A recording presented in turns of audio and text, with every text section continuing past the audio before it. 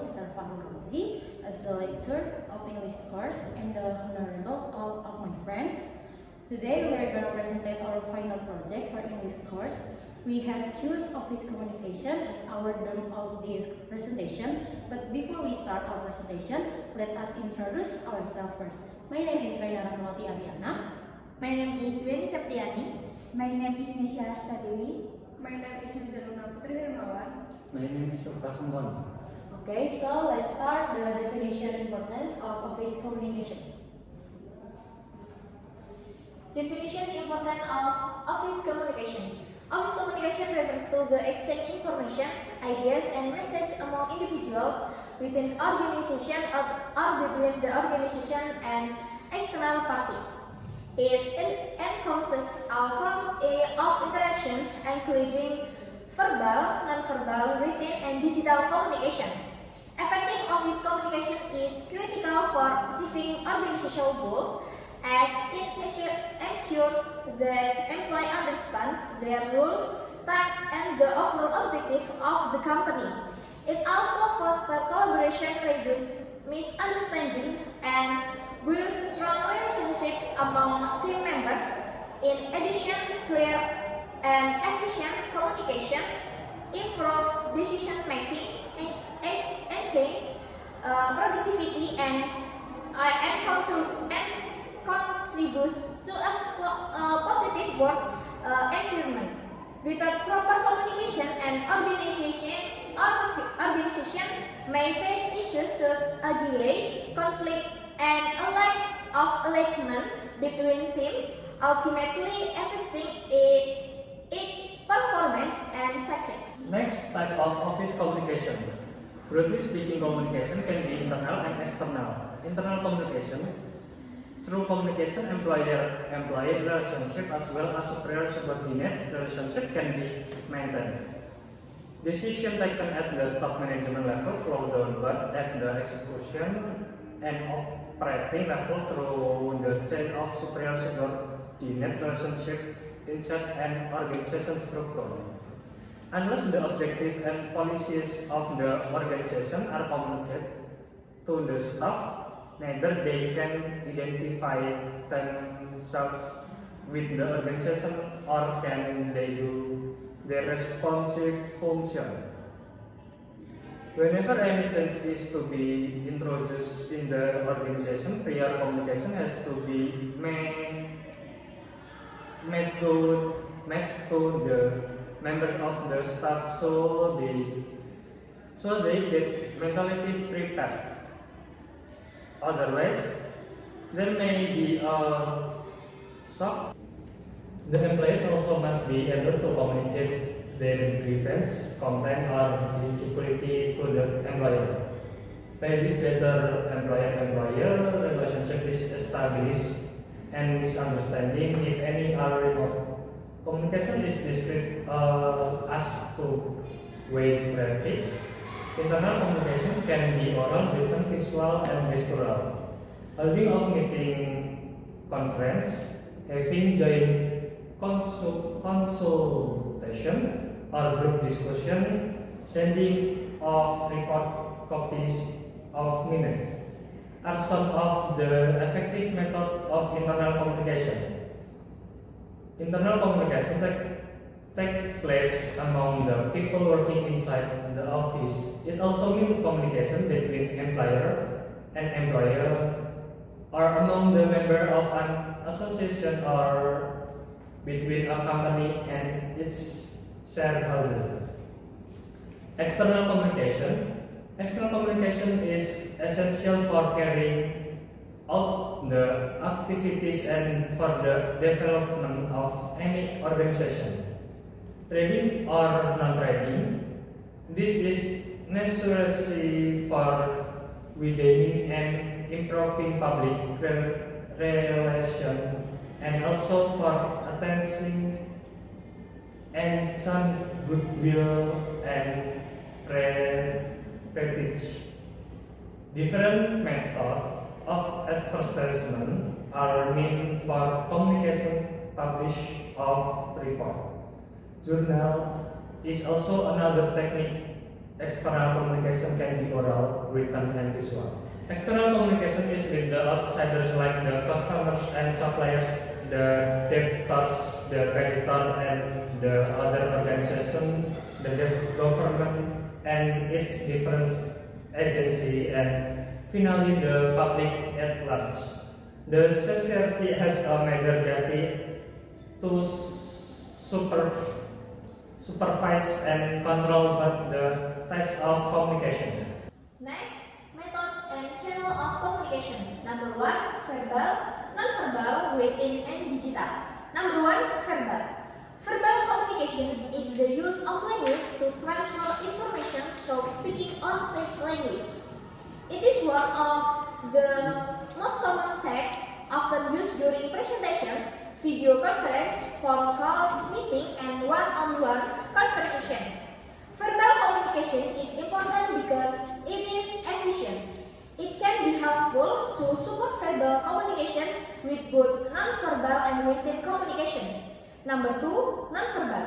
Non-verbal communication is the use of body language, gesture, and facial expression to convey information to others. It can be used both intentionally and unintentionally. For example, you may smell unintentionally when you hear a pleasing or enjoyable idea or piece of information. Nonverbal communication is helpful when trying to understand others' thought and feeling. Number 3, written. Written communication is the act of writing text or printing symbol like letters and number to convey information. It is helpful because it provides a record of information for reference. Writing is commonly used to share information through books, pamphlets, blog, letters, memos, and more. Emails and chat are the common forms of written communication in the workplace. Number 4, digital. Digital communication is the process of exchanging information, messages, and ideas using ideal technologies and platforms. It involves the transmission and reception of data through electronic device and network. Digital communication enables real-time interaction, instant message, video conferencing, and sharing of multimedia content across vast distance. Next is barriers to effective communication. Number 1, physical barriers, emotional barriers, and language and cultural difference. Number 1 is physical barriers. Physical barriers relate to environmental conditions that hinder communication. Common examples include noise, loud environments can disrupt both verbal and non-verbal communication, making it difficult for individuals to hear each other clearly. Distance, geographic separation can delay communication, particularly when relying on digital means. Technical issue, malfunctioning equipment or inadequate technology can prevent effective message delivery, especially in remote work settings. Number 2 is emotional barriers. Emotional barriers stem from individual feelings and attitudes and that can obstruct clear communication. Key factors include stress and personal bias. High stress levels can impair focus and lead to misunderstanding as individuals might misinterpret message or fail to engage fully. Next is personal bias. Prejudice or preconceived notions about others can prevent open dialogue and hinder effective exchange. Number 3 is language and cultural difference. Language and cultural barriers arise from disrupts in language proficiency and cultural norms. Language barriers. Difference in language or jargon can lead to misinterpretation. This is particularly problematic when individuals are not fluent in a common language, resulting in confusion or inaccuracies. Cultural difference. Variance in values, beliefs, and communications styles across cultures can create misunderstanding. For instance, gesture or praise that are acceptable in one culture might be offensive in another, complicating in the directions. Next is strategies for effective communication. Number 1, active listening. Active listening involves fully focusing on the speaker, understanding their message, and responding thoughtfully. It includes maintaining eye contact, nodding, and avoiding interruptions, which shows respect and encourage open dialogue. Number 2 is clear and concise message. The strategy implies delivering message in a straightforward manner without unnecessary details, using simple language and organizing thought logically helps ensure that the audience clearly understand the main points without confusion. Number 3 is use of appropriate language and tone. Using the right language and tone is essential for effective communication. Tailoring your language to fit the audience background and using a tone that match the context, formal or informal, helps convey respect and exchange relatability. And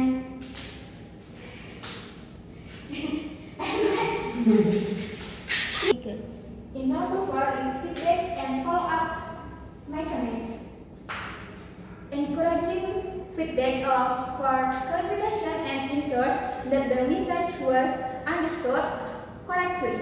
Following up after communication helps maintain alignment and accountability, reinforcing the effectiveness of the initial interactions. And next, role of technology in office communication.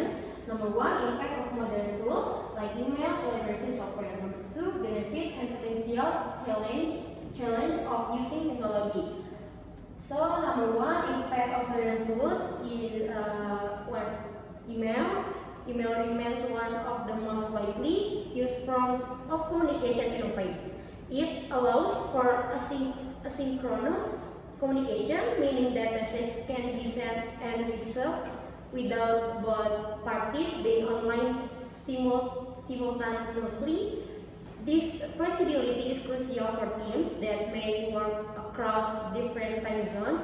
Email also serves as a formal means of communication, suitable for sharing important documents, announcements, and updates.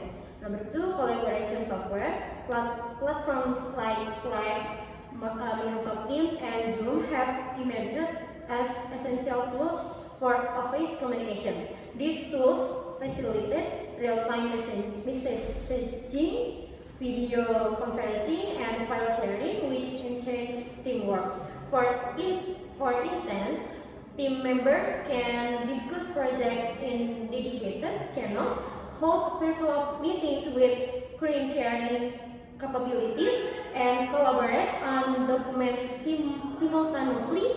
This immediacy allows for quicker problem solving and reduce the delays often associated with traditional email communication. Okay, and number 2, benefits and potential challenge of using technology. Benefits: increase efficiency. Technology streamlines communication process, allowing information to flow more freely and quickly between team members. This efficiency leads to faster decision making and a more agile response to challenges. Number 2, enhance collaboration. With tools that support real-time interaction, teams can work together seamlessly regardless of their physical location. This capability is especially beneficial for remote teams or organizations with multiple locations. Number 3, flexibility and accessibility. Employees can communicate from anywhere, whether whether they are in the office, at home, or traveling, this flexibility supports a better work-life balance and accommodates for various working styles. Number 4, documents and records keeping. Digital communication provides a written record of conversation, decision, and shared files. This document is invaluable for reference, accountability, and maintaining continue in projects. Number 5, potential challenge. Next, potential challenge, information overload. The use of sending message can lead to an overwhelming volume of communication. Employees may struggle to keep up with emails and messages, leading to important information being overloaded. Next, miscommunication without non-verbal cues such body language or tone of voice. Message can be easily misinterpreted.